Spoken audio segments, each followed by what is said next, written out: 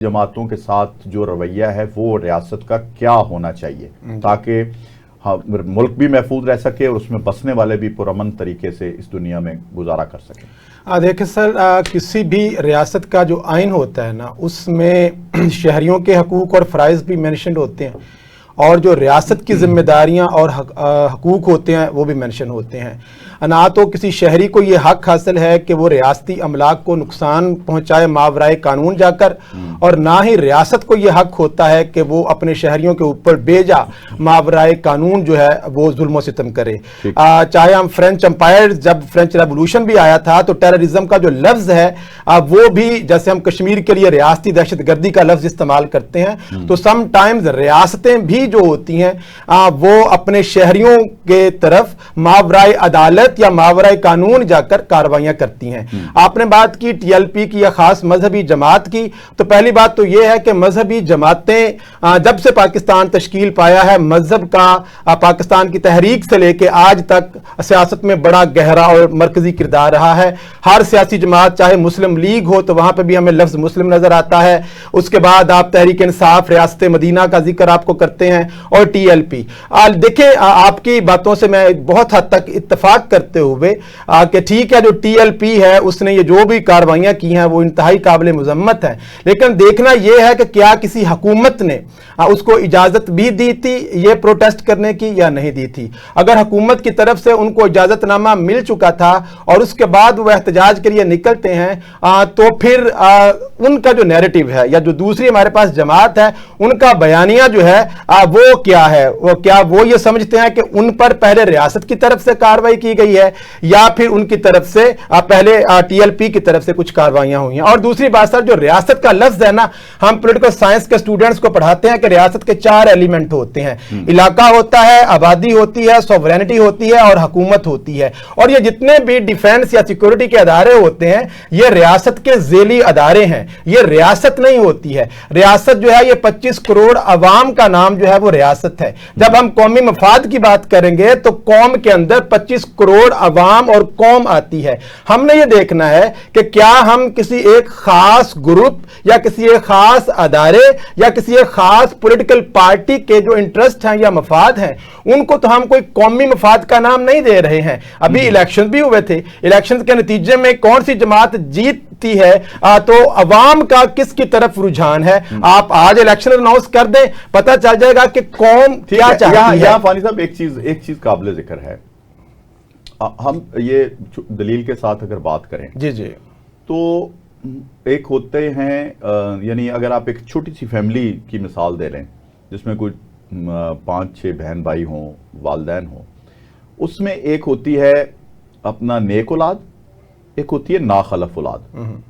ठीक है, अगर नेक और नाखलफ औलाद में फर्क ना रखा जाए तो गधा घोड़ा एक बराबर समझा जाए तो नेकी और बदी का एक फर्क खत्म हो जाता है। इसी तरह रियासत को अपने रियासत में रहने वाले चाहे 25 करोड़ हों, चाहे 18 करोड़ हों या 30 करोड़ हों, वो सभी के सभी लोग प्यारे होते हैं। हकूक का इस्तेहसाल हम खुद कर रहे होते हैं। रियासत एज सच एक जानदार चीज उसी वक्त बनती है जब उसमें रहने वाले, बसने वाले जो हैं उनमें इत्तफाक और इत्तेहाद हो। और आप देखें, एक रियासत में कई इदारे हैं जो बिहेव कर रहे हैं, अदालतें हैं। अगर एक नाखलफ बच्चा या नाखलफ रियासत का बाशिंदा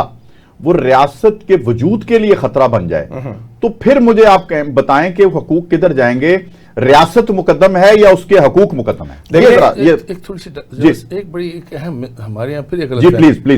गलत फहमी है हमारे यहाँ। देखें, जो रियासत कानून बैनुल-अक़वाम में है या जो फिलॉसफी में है, हमने यहाँ उसका जिक्र नहीं हम कर रहे कि उसमें मुराद ये जी 4 एलिमेंट्स हों वो होंगे। आप ये देखेंगे कि आपका आइन क्या कहता है। पाकिस्तान का जो 1973 का आइन है उसका आर्टिकल 7 आप देखें, वो तारीफ करता है रियासत की। ये जो हम बार बार एक इदारे को जिम्मेदार ठहरा देते हैं कि शायद उसी से मुराद रियासत है, ये गलत है। ये गलत है, बिल्कुल गलत है। आपका आइन ये कहता है कि उसमें तो वो पार्लियामान भी है, उसमें आपकी कौमी असम्बली भी है, सेनेट भी है, आपका जो प्रेसिडेंसी है वो भी है, आपकी कैबिनेट, प्राइम मिनिस्टर, इदारे, اور جو فوج ہے جس کے بارے میں ہم یہ تاثر دیتے ہیں، اور جو قوم ہے، اور جو قوم ہے، وہ ملک کے ریاست، وہ اس لیے کہ قوم نے ان کو منتخب کیا ہے، بالکل، جن کے ہم اداروں کے نام لے رہے ہیں۔ فوج بھی اسی طرح ایک اور آرٹیکل کے تحت ایک ادارہ ہے ملک کا۔ ہم نے بدقسمتی سے یہ تاثر دینا شروع کر دیا ہے کہ جب بھی ہم لفظ ریاست کا استعمال کریں گے ایک ادارہ، اس سے ایک ادارہ، جو کہ بالکل میں کہتا ہوں یہ مسنومر ہے، یہ ہونا نہیں چاہیے۔ باقی جو آپ فرما رہے تھے کہ ریاست کے پاس جو ہے وہ ایک رائٹ ہے، جس کو میں ایک ریاست کی بات نہیں کر رہا سر، میں پوری دنیا میں اب 200 کے قریب ریاستیں ہیں۔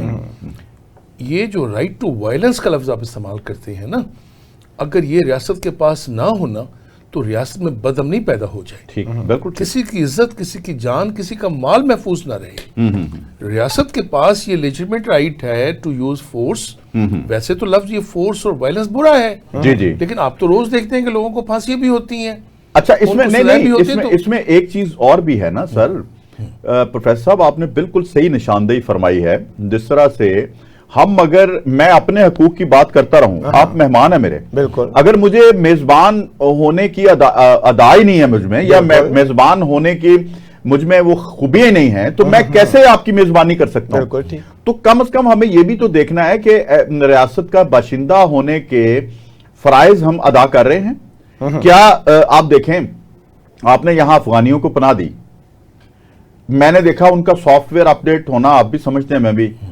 میں نے انارکلی میں دیکھا، میں مائک لے کے لوگوں کے پاس گیا، وہ کما یہاں سے رہے تھے، کھا یہاں رہے تھے، رہ یہاں رہے تھے، ان کے پاس اپنا ڈاکومنٹ نہیں تھا، پاسپورٹ پاکستان سے بنا کے وہ ٹریولنگ کر رہے تھے، ہمارا نام بدنام کر رہے تھے۔ جب سے وہ یہاں تشریف لائے، ہم نے دیکھا پوری دنیا میں ہماری جاگہ سائی ہوئی، یعنی ہمارے پاسپورٹ کا گراف نیچے چلا گیا، دہشت گرد ملک کا ہمیں قرار دے دیا گیا۔